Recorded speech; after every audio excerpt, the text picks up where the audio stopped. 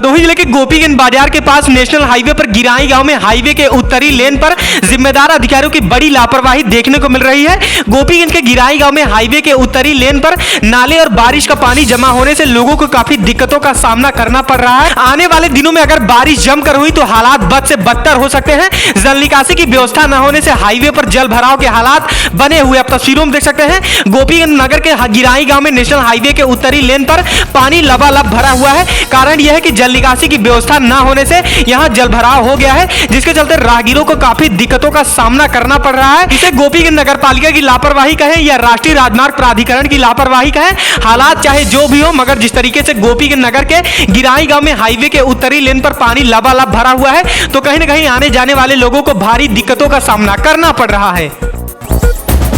मंगलवार को भदोही जिले के सीतामढ़ी का ऐतिहासिक लवकुश मेला संपन्न हो गया है। आस्था की डुबकी लगाने के बाद श्रद्धालुओं ने माता सीता और पवन पुत्र हनुमान जी के दर्शन किए हैं। दर्शन पूजन करने के बाद श्रद्धालुओं ने मेले का लुत्फ उठाया है। मेले में तरह तरह की दुकानें सजी हुई थी। मेले में बड़ी संख्या में श्रद्धालु पहुंचे हुए थे। बताया जा रहा है कि पिछले वर्षों की तुलना में इस वर्ष मेले में कोई खास भीड़ नहीं उमड़ी थी।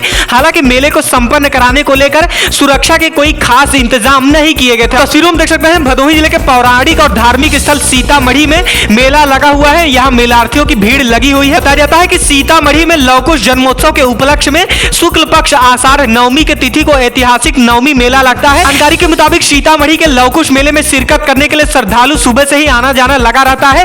पहले श्रद्धालु जब आते हैं तो वो पहले गंगा मां में स्नान करते हैं। स्नान करने के बाद माता सीता और पवन पुत्र हनुमान जी का दर्शन करते हैं। दर्शन पूजन करने के बाद मेलार्थी मेले का लुत्फ उठाते हैं। मेले में तरह तरह के व्यंजन लगे रहते हैं। मेले में झूला, सर्कस, चाट पकौड़ी की दुकानें भी लगे रहते हैं। कि स्थानीय लोगों ने बताया कि पिछले वर्षों की तुलना में इस वर्ष सीतामढ़ी के ऐतिहासिक लवकुश मेले में कोई खास भीड़ नहीं उमड़ी थी। हालांकि सुरक्षा व्यवस्था के कोई खास इंतजाम भी नहीं किए गए थे।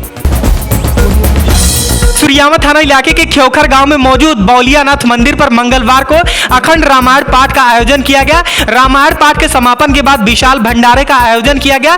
भंडारे का प्रसाद ग्रहण करने के लिए ग्रामीण पहुंचे हुए थे। बताया जा रहा है कि संकट मोचन मूर्ति प्राण प्रतिष्ठा के दौरान रामायण पाठ का आयोजन किया गया था। तस्वीरों में देख सकते हैं सूर्यावा थाना इलाके के खेवखर गांव में बौलियानाथ मंदिर पर प्राण प्रतिष्ठा के मौके पर रामायण पाठ का आयोजन किया गया है। यहाँ ग्रामीण मौजूद है। सूर्यावा के खेवखर गांव में वैदिक मंत्रोच्चार के साथ प्राण प्रतिष्ठा का कार्यक्रम संपन्न हुआ है। कार्यक्रम संपन्न होने के बाद भंडारे का आयोजन किया गया था, जहां ग्रामीणों ने भंडारे में प्रसाद ग्रहण किया है। इस मौके पर पंडित प्रेम शंकर मिश्रा, आचार्य जयशंकर मिश्रा, प्रभुनाथ मिश्रा, सुदामा मिश्रा, लाला यादव, भोलानाथ यादव सहित अमर उजाला के वरिष्ठ पत्रकार अशोक सिंह भी मौजूद रहे।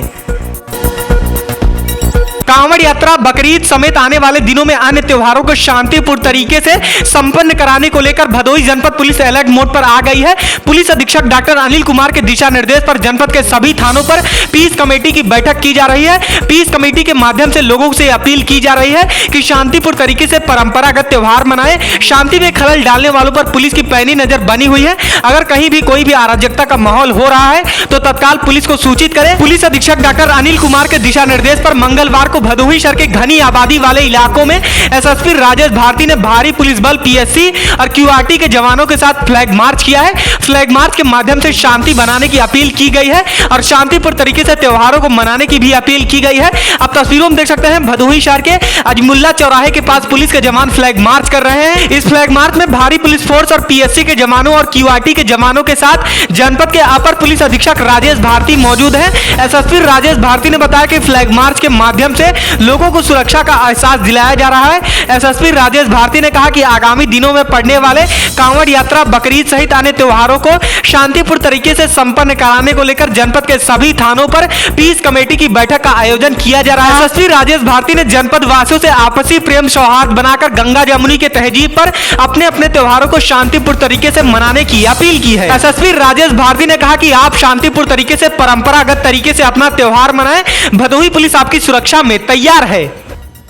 देखिए, आज त्यौहार के मद्देनजर रखते हुए पूरे जनपद में जो हमारे नगरीय क्षेत्र हैं, इन स्थानों पर दंगा नियंत्रण स्कीम का रिहर्सल किया जा रहा है। उद्देश्य ये है कि त्योहारों के समय में तो लोगों के बीच में लोगों को सुरक्षा महसूस हो कि प्रशासन और पुलिस जो है त्यौहार को लेकर के अलर्ट है, उनको सुरक्षा महसूस हो और वो अपने त्यौहार को अच्छे ढंग से और शांतिपूर्ण तरीके से बेहतर तरीके से मना सकें।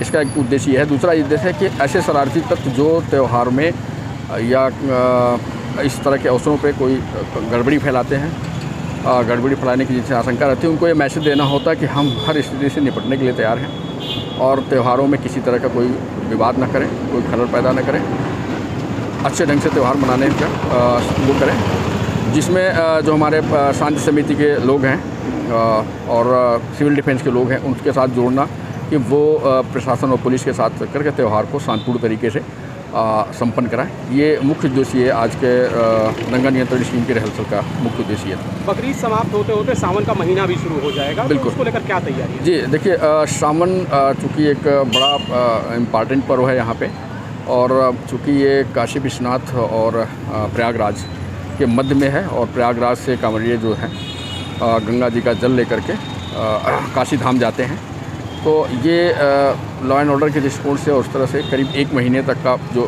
सावन का महीना चलता है, उस महीने में कांवड़िये बहुत संख्या में प्रयागराज से जल लेकर काशी धाम जाते हैं।